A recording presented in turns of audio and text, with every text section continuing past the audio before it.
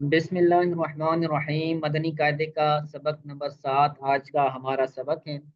हरूफ मद्दा का ये एक बहुत ही अहम सबक है। इसका कुरान पाक के अंदर बहुत इस्तेमाल हुआ है। इनका वो है हरूफ मद्दा। तो याद रखें, हरूफ मद्दा तीन है: अलिफ मद्दा, वाव मद्दा, या मद्दा। सबसे पहले इस बात को याद रखें कि ये जो छोटी सी छोटा दाल है, इसको कहा जाता है जज़म। इसको जज़म भी कहा जाता है, इसको सुकून भी कहा जाता है। एक ही चीज के दो नाम है। बसा औकात बच्चे परेशान होते हैं, जज़म को अलग शुमार कर रहे होते हैं और सुकून को अलग शुमार कर रहे होते हैं। जब आप बड़ी किताबों के अंदर आ जाएंगे, काफिया वगैरह पढ़ेंगे, तो उसके अंदर जज़म और सुकून का इनके दरमियान फर्क आपको बयान किया जाएगा कि जज़म फेल पर आती है और सुकून जो आता है वो इसम पर आता है। ठीक है, उसकी वजह बहरहाल आप वहाँ पढ़ेंगे। इस जगह इल्म तजवीद के अंदर कायदे के अंदर जो तजवीद के अंदर है, उसको उसके अंदर सुकून और जज़म दोनों एक ही चीज है। तो जिस पर सुकून हो उसे क्या कहते हैं? साकिन कहते हैं।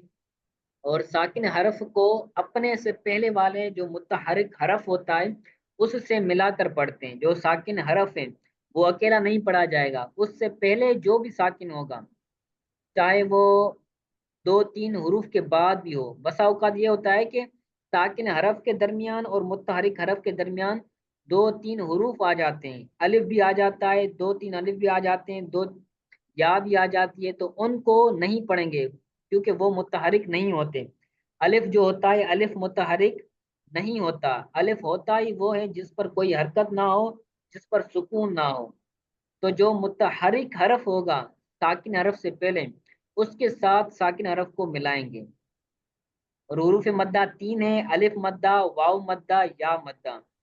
अलिफ से पहले जबर हो तो अलिफ मद्दा होगा। ठीक है, इसको हमजा नहीं कहेंगे बल्कि अलिफ कहेंगे। हमजा और अलिफ के दरमियान क्या फर्क है? इसका फर्क मैंने पीछे असबाक के अंदर भी बयान किया था। अगर अलिफ पर कोई हरकत आ जाए, जबर, जेर, पेश या सुकून आ जाए, तो वो अलिफ हमजा बन जाएगा। जैसे हमजा जबर अ, हमजा जेर ई, हमजा पेश उ। ठीक है, तो ये हमजा है। और अगर प्लेन हो, उस पर कोई हरकत ना हो, तो वो अलिफ कहलाएगा। तो यहाँ पर अलिफ है, तो अलिफ से पहले जबर हो तो अलिफ मद्दा होगा। वाव साकिन से पहले, वाव के ऊपर सुकून हो तो वाव साकिन हो जाएगा। और उससे पहले क्या हो? पेश हो तो वाव मद्दा होगा। और या साकिन से पहले, या साकिन हो या साकिन से पहले जेर हो तो या मद्दा होगा। जैसे बा, अलिफ जबर बा, ये अलिफ मद्दा है। बा, अलिफ जबर बा, बा, वाव पेश ऊ, बा, या जेर बी, बा, ऊ, बी। ये इल्म तजवीद के अंदर हमने पढ़ा था मद्दे असली। किसी को याद है?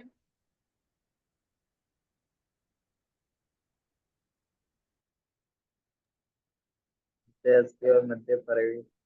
हाँ, मद्दे असली किसे कहते हैं? हुरूफ मद्दा को मद्दे असली कहते हैं। ठीक है, यही है ना?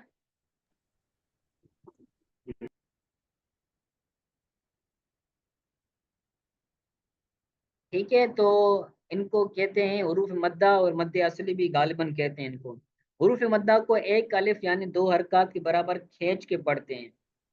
ठीक है, ज्यादा नहीं खींचेंगे, एक अलिफ के बराबर। और एक अलिफ इज इक्वल टू दो हरकत। एक अलिफ दो हरकत के बराबर है। हिजे इस तरह करेंगे हुरूफ मद्दा को: बा, अलिफ जबर बा, बा, वाव पेश ऊ, बा, या जेर बी। फिर तीनों को मिलाकर पढ़ेंगे: बा, ऊ, बी। ठीक है, तो ये मुकम्मल सबक जो अलिफ से, यहाँ से बा से शुरू हो रहा है, यहाँ से लेकर ये पूरी तख्ती आपने अच्छी तरह से याद करके आना है। तो मैं कल, दो दिन छुट्टी भी है, हफ्ता और इतवार, तो आप इसको अच्छी तरह से याद कर लें। इंशाल्लाह ताला मैं पीर वाले दिन ये आपसे तख्ती सुनूंगा। और इल्म तजवीद के अंदर, इसके अंदर आप सबक नंबर 14 याद करके आएंगे। ठीक है। انشاءاللہ. اور پلس میں جو جی پیچھے یاد کیا ہے وہ بھی ریوائز کر کے آنا ہے. علم التجوید کا جو اسباق پڑھے آپ نے تقریباً 13 اسباق پڑھے نا، تو اس کو بھی ریوائز کر کے آنا، ایک نظر دیکھ کر آنا تاکہ تازہ رہیں. ٹھیک ہے. السلام علیکم ورحمۃ اللہ وبرکاتہ.